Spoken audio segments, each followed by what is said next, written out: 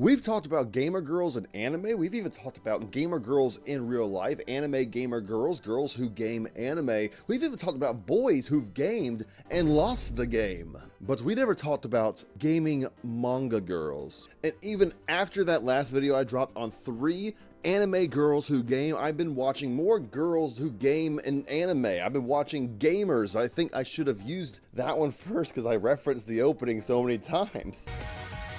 But today, I think we found a crown jewel in gaming manga. Girls, boys, ladies, gents, that includes you, Pickles. I miss you. I found a manga about a manga gamer girl, and it is completed. Now, normally when I recommend a manga to you guys, it's normally either halfway through, only 20 chapters in, or just dropped 5 years ago, so you get disappointed in me, and you hate me, and you keep coming back, which makes me think we have a very complicated relationship between each other. But this is completed. It has only 57 chapters, and this is called Kimi to Pico Pico. Now, I'm not talking about the other Pico one that your friend, you know, back when you were getting into anime, and your friend or cousin from 15 years ago was like, oh, you should watch Boku no Pico. And it was like 15 years ago, but now you're the better anime fan because, well, you're watching my videos, having great taste, and also probably have a job now? Yeah, take that, Harold. But before we get into this, please do all the things you're supposed to do on YouTube. Like, comment, subscribe. I just reopened Patreon because I'm actually making videos again. I want to be up to getting at least every 2 weeks a short little video out for you guys because I do enjoy doing this. I do enjoy talking to you guys about manga and giving you recommendations. So without further ado, let's get into it. Kimi to Pico is a slice of life fluff manga about a girl and a guy who just get together and start doing a quirky thing like gaming. It later fizzles out into a nice romance where a lot of these shows do, where you're introduced to a girl and a boy, and in this manga you're reading these two together and you're like, I think these two should be together, I ship them. And then the manga artist goes, oh, well, you know what, I should probably put these two together because they're the main characters. The first homeboy we're introduced to is Uta Taichi. Now he joins the video game club expecting to be hanging out with a bunch of gamers, but this guy plays all sorts of anime video games and other video games and like. So when he goes into this club, he knows how everything is. He knows what he's getting himself into. He knows that gamers sometimes don't bathe and look like this. But come to my surprise, his surprise, your surprise, he walks into a beautiful gal. I'm saying gal loosely here. That's what the description says, and that's what she identifies as. She's very fashionable, and she identifies as a gal. So you know what? We're giving it to her. Who is dancing her heart out on this dance mat, and you come to find out she's not dancing. She's using a dance pad as a controller for a different game. And this girl is Ageha Onisaki. And not Ageha, not the one with that weird guy at the con who wears the sweatshirt and the hoodie. I know I own one, but that has Komi-san on it. And her choice of games are retro games. Now, she's a true gamer. She loves all sorts of games, but in a gaming club, you gotta have your own kind of reason for being there. And hers, she just loves retro games. And these two hit it off immediately. Now, these manga that I recommend to you and the slice of life fluff, a little bit of romance manga sprinkled on top, they have a gimmick to them. The gimmick is, you can take them all and they all have a similar structure, but with a little bit of uniqueness to make it their own. Normally, you just have a boy, you have a girl, you have a school setting, and you have one little unique thing that draws these two characters together that shouldn't really be together, and they just ignore the outside world, all the stereotypes, all the, oh, this boy shouldn't be with that popular girl, or, you know, that girl shouldn't be with this bad boy. And they just run with it, and they share this bonding moment over these one little things they have in common. In this manga, obviously, it's gaming.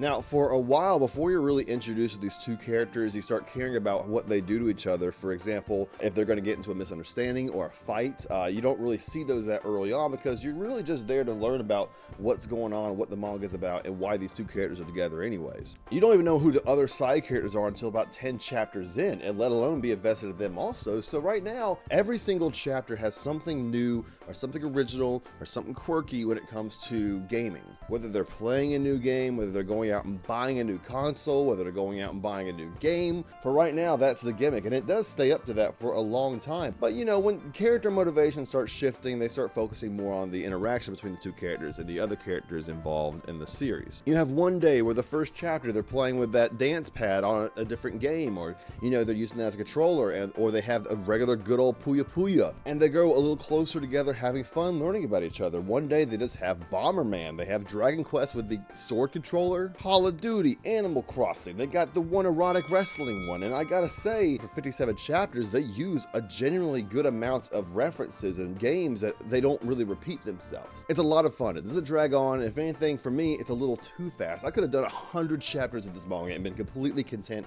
and happy. What it gives us is honestly a really nice bulk of just 57 chapters of character development at the end and really great fluff in between, and a lot of source material for if they ever wanted to adapt this into an anime. I'm pretty sure they could just do this in 12 episodes. Pick some of the best games, the best ideas, and the best character developments, and they could probably wrap this up in a pretty little bow. Where are you? Now, with the MC, there's not really much to go off of except for, you know, gamer nerd with glasses, because you can't really give the main character of a manga like this a unique character trait, because then he wouldn't be relatable to me and you losers like us. For example, look at Dangers of Your Heart. They gave him a nice little quirky, ooh, he likes murder in the very beginning, but now he's like, you know, can't give him a personality or he's gonna be weird. And now he's like every other generic main character, but that's not a problem because he's relatable and he's an easy cookie cutter for what the girl's gonna give you. And the girl is really the main focus of the manga. This here is Ageha Onisaki, and a little cutie patootie, if you don't mind to be saying. Not only a gal or fashion sense gal, I'm not really sure the difference. I'm gonna call her a diet caffeine free gal. She's great, she's energetic, she just has a pure heart, she just wants to play games with a lot of people, and even with the guy, she's not overly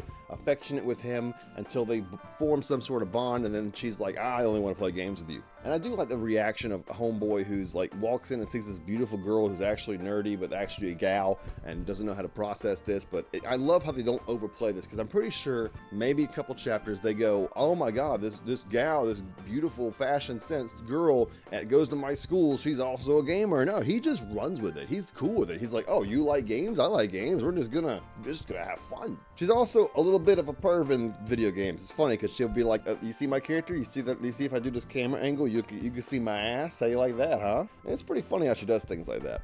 She is that one character that will jokingly play and repeat the voice lines on Genshin where they're climbing up a mountain. All in all, this is a solid slice of life manga that not only has a really good art style, a good story, a really good main characters, and a really good premise, but also is finished. You can go read all of this right now. I remember reading this in 2 settings and feeling super depressed. I just didn't have any more, but you know, they have other side characters that come into the story. There's 2 characters that are also in the club that also have their little romance thing going on, and you want to root for them on the side too. So if you get too bored of the 2 main characters, you want to see something different, you see something else going on the side that rushes a little faster. The 2 main characters have great interactions together, and even when it's made obvious that, you know, we should probably get these 2 characters together and dating, even they notice it and they start reacting in a weird way, like, we're not dating yet? Hold on a minute, this is 3 chapters left. You also have this other girl on the student council who just hates video games, and she wants to knock out all the video game clubs because, you know, video games are cancerous, so you're going to be going out and playing GTA for real life or whatever, until she actually tries a video game for the first time and she absolutely falls in love with it, but she doesn't want to, you know, show people that she's enjoying the game, but she plays it way too much. For some reason they make it really sexual. I don't know why they do that, but you know, she's a great character. Don't know why they did that route, but you know, here we are. So if you're looking for a cute slice of life fluff with 2 wonderful main characters that are really compatible with each other, and they just have a lot of fun every single game, and every chapter isn't about them, it's about the game and about them playing the game and just having fun with it. And then when it comes down to it, every so often we get a chapter where they're together, they're having fun together. If they don't really hold on to misunderstandings, they just kind of work it out together. They work really well together. Probably why this only lasted 57 chapters and not a whole 100 or plus. So you can read it slow, you can read it fast like I did and feel absolutely dreadful the next day. But either way, it's a good manga, and it's a good manga recommendation. I highly recommend you go read Kimi no Pico Pico. I was looking at my manga shelf. I know Yen Press has sent me something. If you want to look up another manga that's really good about gamers, there's this one right here called Gal. I want a gal gamer to praise me. Dyslexia is a bitch. If you want to read something else like this, if you've already read it, I recommend that manga. Anything you want to find is a link in the description. If I have it, if I own it, there's somewhere out there you can get it. Like, comment, and subscribe, and tell me any kind of gaming manga that you also like. And with that being said, thank you for commenting, thank you for coming over and saying hi. I know it's been a while. I miss you too. If you're new here, comment, subscribe, and then patreon.com/Dakota Broskie. It's good to be back.